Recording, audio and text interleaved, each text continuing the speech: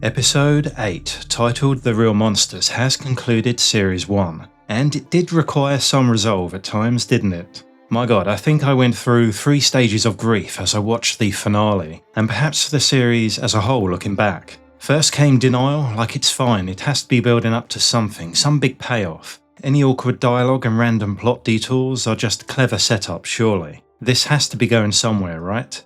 Second came the bargaining phase. Maybe if I try really hard and do some mental gymnastics to make it work, it'll make sense by the end. For instance, I don't fully understand this character arc or the plot device here, but maybe it's a metaphor perhaps, or a jigsaw piece that will connect later on if I forgive it for now. In fact, I was willing to forgive some of the show's pitfalls and cliches, but the flanderization of certain characters, where their most annoying traits were exaggerated far too often. I didn't even know who this guy was anymore by the end, completely unrelatable. Therefore, as the credits were about to roll, and this episode's outro music by Pearl Jam carried about as much weight as the other song choices in capturing the alien mood, acceptance came.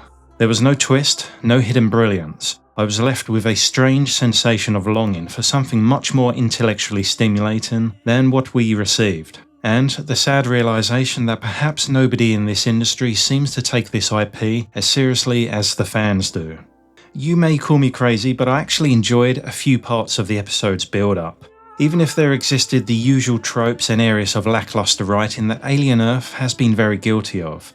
Then again, I assumed it was leading to a thought-provoking climax. I've loved reading all your feedback over the last 8 weeks, and it seems most of us are on the same page regarding the show's strengths and weaknesses.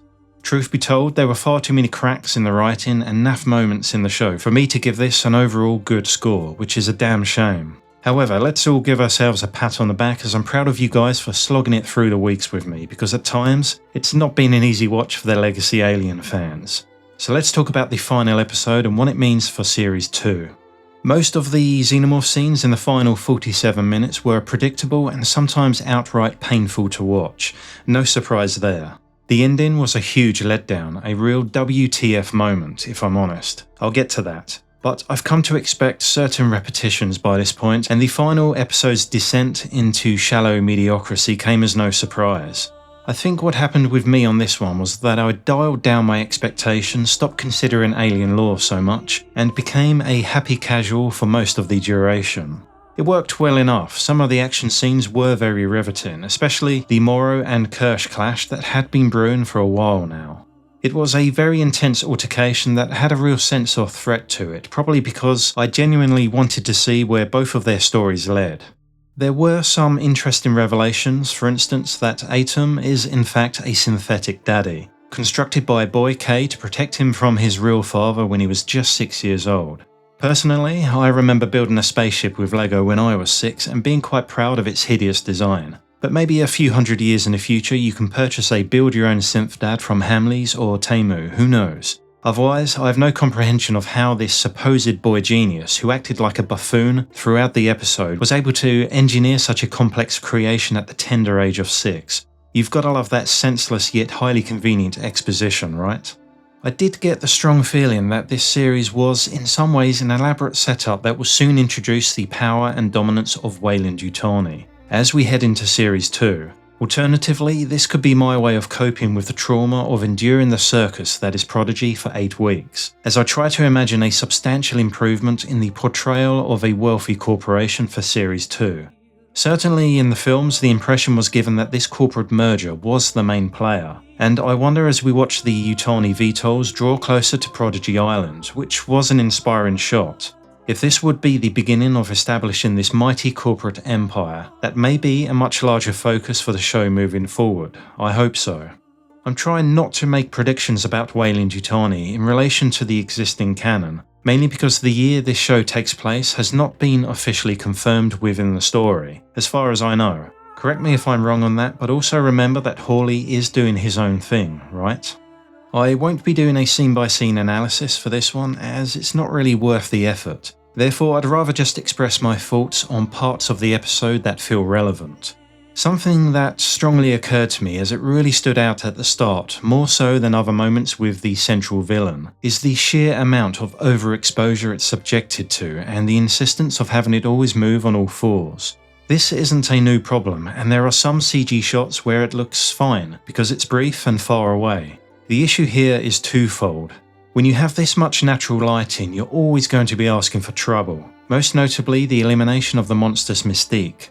But considering that almost every external part of this creature is supposed to be a hardened exoskeleton, it's severely off-putting when we consistently see the performer inside the suit visibly bend and stretch what should be fixed and rigid as it moves like a dog. Granted, the costumes from the early films may have looked questionable under the microscope, but that's part of the reason why they were never allowed to be seen this way. The other explanation is more closely tied to human survival and evolution.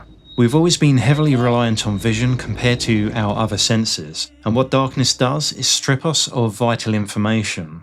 If you've ever experienced true darkness away from the city lights, it feels like entering another world, one that strips away all distractions and exposes the raw, unfiltered depths of your mind, twisting the visual silence into an intense, overwhelming reaction. That's why we have the phrase, jumping at shadows. Despite this, it remains a serious issue in modern productions for some reason. The ambiguity of a shape shrouded in darkness keeps our brain in a constant state of hypervigilance, forcing us to use our imagination to fill in the gaps of what we cannot see. Usually, we imagine something far worse than what is actually there, but not in the case of the xenomorph, whose very definition means alien shape.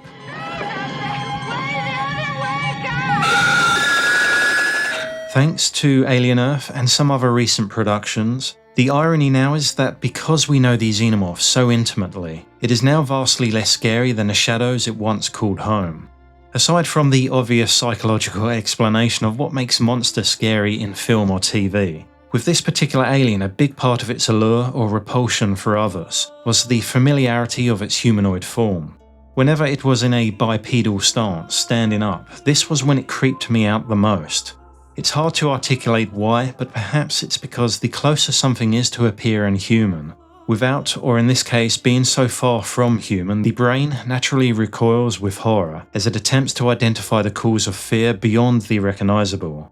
Therefore, I feel that the show missed or even disregarded the opportunity to explore the definition of fear in favor of a more sterile approach to cinematography, lighting, and practical effects. I challenge anyone to try to persuade me how this shot could be anywhere near as creepy as these classic scenes. I honestly found nothing particularly unnerving in the entirety of this series. The premise for this episode is essentially this. The island is being terrorized by a lone Xeno who is laying waste to the remaining Prodigy troops. The hybrids are locked up in a cage with remote access digital lock-in mechanisms, which is interesting especially since they were somewhat aware of Wendy's remote access abilities. Morrow and Hermit are also initially confined together but are freed by Wendy with the click of her fingers. A huge oversight by the company's scientists that we never see in the show, strangely. Yutani forces are fast approaching by air with a large fleet to reclaim what's theirs, and Boy K continues to make idiotic decisions, one of them refusing to evacuate.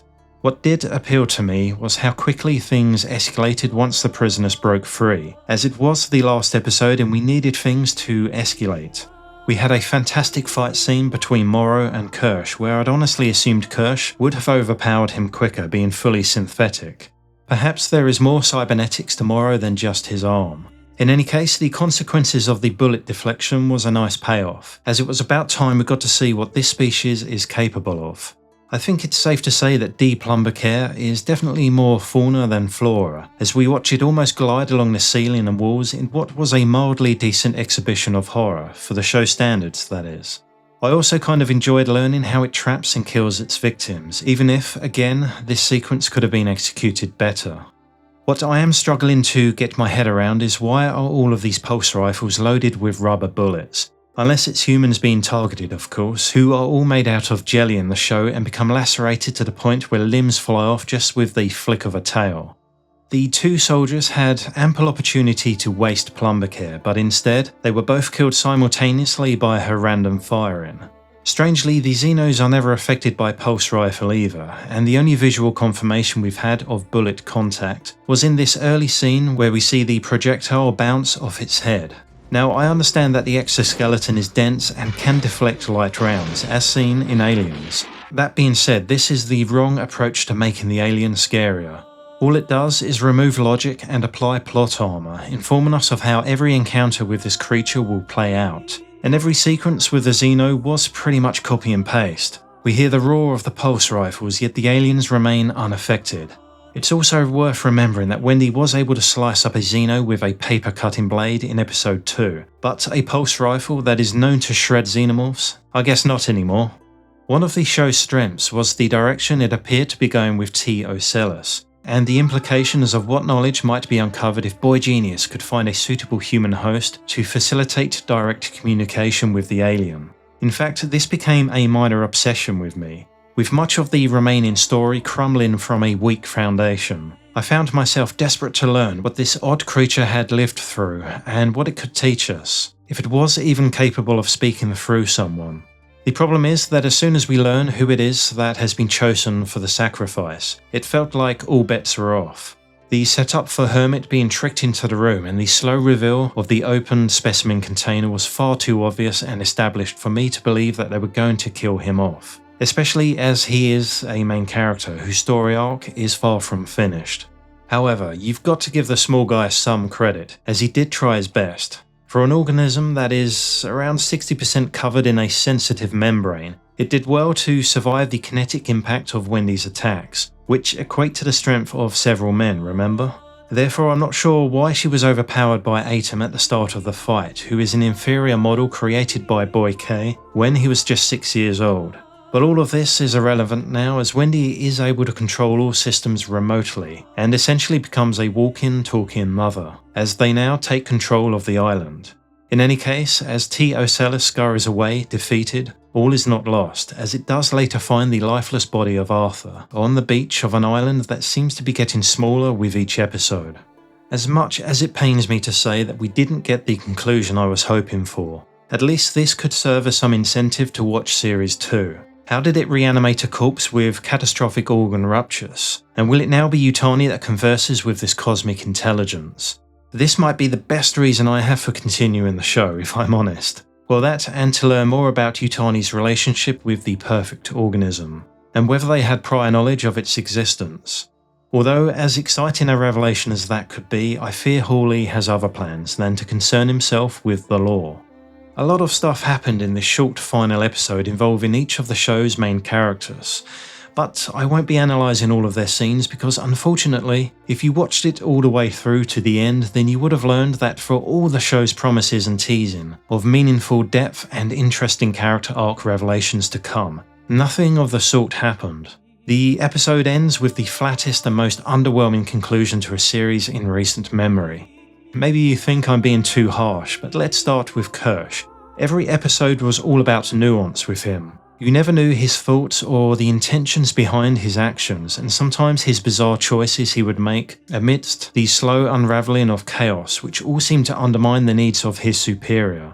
I understand he's not in any kind of state to do anything here, but what was it all for if he was just simply a servant to the questionable leadership of Prodigy all along? If there does remain a hidden motive and further mystery to this android, then we'll have to wait a couple of years to find out, which is not the way you leave us hanging. I realise that a Series 1 finale is by no means a resolution, but where was the payoff, the fulfillment and reward for what I assumed the show had been setting up all this time? Instead, what we received was the company's finest, all looking like naughty schoolboys as they are now refined to one of the holding cells. Nobody has anything interesting to say, but the dialogue we do get is essentially an emasculation of Boy by Wendy, which reveals his character to be weak and unremarkable. Even Morrow has no last-minute wisdom to share or an ace up his sleeve that could have provided some semblance of a cliffhanger, something to look forward to. What was established is that the hybrids now have full control of the island and facility, and that Yutani forces are almost upon them. I suspect some form of bargain will ultimately be made between the hybrids and Yutani, and perhaps Boy K will be forced to sign over more than he would like to save his own skin. This is, of course, a world where corporations are both police and government to some degree. The real icing on this half-baked cake was when it was revealed that two xenomorphs had been clinging onto the side of the cage the whole time, and nobody seemed to notice until the camera focused on them. This really made my eyes roll, as it's a pretty well lit room, folks. Did IQs suddenly just drop around here? I feel like-minded after watching this. If I were to strive to find any kind of redeemable quality to this stupid image, it would probably be an idea that delves into the theory that Wendy has unlocked some crucial secret to their language that enables her to either befriend or control this species. Much of her apparent union or bond with this creature may have much to do with her mechanical body, as this is something that the xenomorph shares to some degree, if you consider its biomechanical nature. Outside of that, I feel like I'm done with the xenomorph in this show, as this finishing shot was ridiculous to watch and an insult to the great minds of H.R. Giger, Dan O'Bannon, Ridley Scott, James Cameron and many more who were once involved and understood good storytelling, and the psychological and atmospheric effectiveness in the horror, action and sci-fi genres. It doesn't feel good to end on a sour note when discussing my favourite franchise, but this is what they gave us and the finale turned out to be a shit show. I'm sure I'll return to Alien Earth in another video soon enough, and we will start to receive news on Series 2 at some point in the near future. However, right now I'm eager to get back to work on theory videos where I know this universe makes more sense. I'll be working on the 3 Moons of Kalpamos Part 2 very soon. That being said, next up will be a theory video that attempts to explain what the protective blue mist is that surrounds the alien eggs. Looking forward to your comments on this one, but in the meantime, take care, thanks for your patience, dude signing off.